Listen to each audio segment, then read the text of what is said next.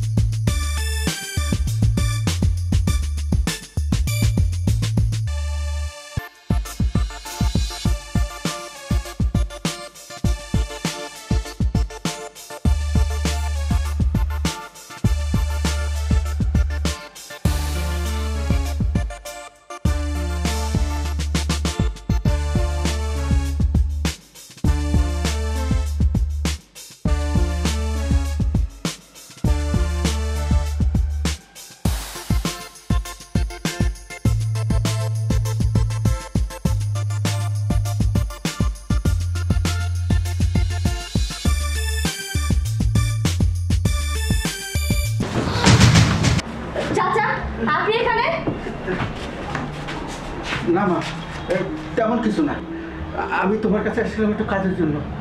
কাজের জন্য? আমার কাছে আপনার কি কাজ? আর আপনি যেহেতু কাজের এত দরকার ছিল, তাহলে আপনি আমাকে আগে বলতেন, যখন আমি ঘুমিয়েছিলাম তার আগে।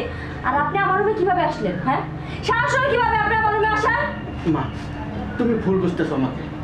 আমি যেটা বলতে আসছিলাম সেটা তো আমাকে বলার সুযোগই দিলে না। কি সুযোগ দিব? আপনি আমার রুমে কি করছেন? আর আমার রুমে ঢুকে আমাকে টাচ করলেন কেন? না মা, না, তোমাকে আমি টাচ করিনি, তোমার কাছে একটু কাজের জন্য আসছিলাম। কাজের জন্য আসছেন? নিশ্চয়ই আপনার কোনো কুমতলব আছে, তা না হলে একটা মেয়ে মানুষ একা একটা রুমের মধ্যে শুয়ে আছে, তার পারমিশন ছাড়াই আপনি রুমে ঢুকে গেছেন। আপনি অনেক বছর ধরে বাড়িতে কাজ করেন, আপনাকে আমি খুব ভালো জানতাম, কিন্তু আপনি যে একটা দুর্চরিত্রা খারাপ মানুষ সেটা আমি কখনো ভাবতেই পারিনি, ঠিক আছে? আর আপনি আমার বুকে হাত দিয়েছেন, এত বড় সাহস আপনার কি করে হলো? মা, তুমি এটা ভুল বুঝছো। ভুল বুঝছি আমি? তুমি আমাকে হাত দিয়েছেন। মা, তুমি আমার একটা থাপ্পড় মারলে। বেশ করেছি। এটা ঠিক করো না মা, এটা ঠিক করো না। আমার কথাটা তুমি ঠিক মতো শুনলে না, না শুনে আমার গায়ে হাত তুললে না। ও, আপনার কথা শুনবো? আপনাকে আমি আদর সোহাগ করে আমার গায়ে টাচ করতে দিব, বলবো যা। কি ব্যাপার মাহি, কি হয়েছে? এত চিৎকার চেঁচামেচি কিসের? চিৎকার করবো না? এই যে এই লোকটা আছে না, এই লোকটা আমাকে একা পেয়ে আমার শরীর টাচ করেছে। কি বলবো? না না, আমি কোনো টাচ করিনি। তোর এত বড় সাহস, তুই একটা বাড়ির সামান্য কাজের লোক হয়ে তুই মাহির গায়ে টাচ করিস?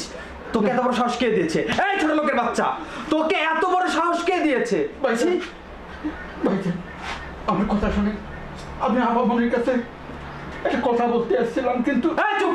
কিসের কথা বলবি তুই? হ্যাঁ, কিসের কথা বলবি? এখনো ধরা খেয়ে গেছিস, এখন কি থেকে কি করতে হবে তার জন্য তুই নতুন নাটক শুরু করছিস, তাই না? তুই একটা মুরব্বী লোক হয়ে তোর মেয়ের বয়স একটা মেয়ের সাথে এই সমস্ত নোংরামিকে তোর একটা বার বুক কাঁপলো না? তুই কি মানুষ নাকি অমানুষ?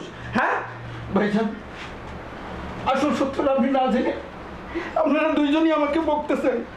এই কি সত্যি? হ্যাঁ কি সত্যি বলবি তুই বল। তাহলে শুনুন,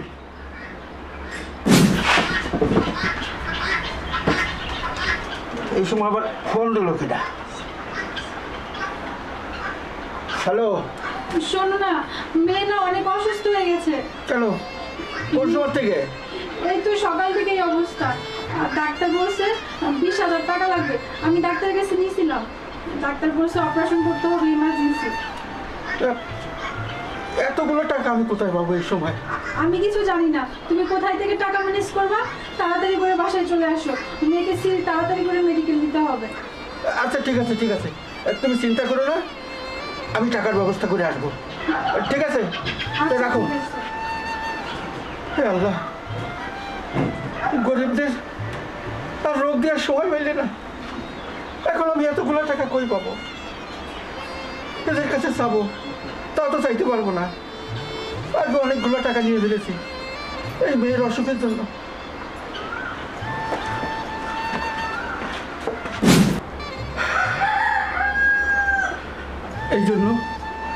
এই জন্য আবার তেলটা চুরি করতে আসছিলাম আমি, আর অন্য কোনো কুমতলব আমার ছিল না।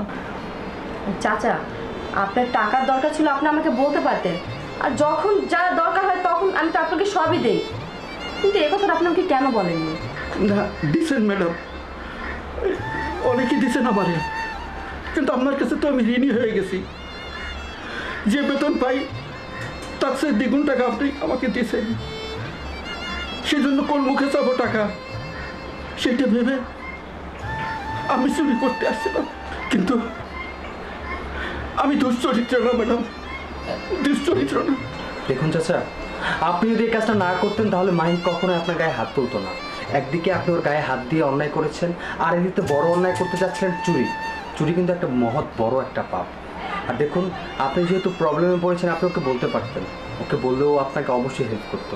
আচ্ছা ঠিক আছে, যেহেতু আপনি প্রবলেমে পড়েছেন সেহেতু হেল্প তো ওরই করতে হবে। মাহি, চাচার মেয়ের জন্য যত টাকা লাগে তুমি ওনাকে দিয়ে দাও। আসলে বুঝতে তো পারছো, অভাবে মানুষের স্বভাব নষ্ট হয়। আর ওনার টাকার প্রয়োজনটা ছিল বলেই উনি তোমার ছেলেটা চুরি করতে আসছিল, তাছাড়া ওনার কোনো অন্য নিয়ত ছিল না। আর তুমি একটা অন্যায় করেছো, তুমি না বুঝে তুমি চাচার গায়ে হাত তুলেছো, তুমি তার জন্য চাচার কাছে মাপ চাও। না মা, না, তোমার মাপ চেতে হবে না। অন্যটা তো আমি করেছি। আজকে যদি তোমার থেকে আমি থাকতাম, ঠিক এই কাজটাই করতাম। চাচা, তারপরও আমি জেনে করি আর না জেনে করি অন্যায় তো করেই ফেলছি, কারণ আপনি তো আমার বাবার বয়সী। পারলে আপনি আমাকে মাফ করে দেন। ঠিক আছে মা, আমি ক্ষমা করে দিলাম। এখন আপনি যান। হ্যাঁ চাচা, আমিও না জেনে না বুঝে আপনার গায়ে হাত তুলে ফেলেছি, আপনি আমাকে মাফ করে দেবেন। আর মাহি, চাচার মেয়ের জন্য যাবতীয় যা টাকা লাগে সব তুমি দিবে। আচ্ছা। আচ্ছা আপনি এবার আসুন, আপনার মেয়েকে কোনো টেনশন করবেন, আপনার মেয়ে চিকিৎসা হয়ে যাবে। ঠিক আছে বাবা।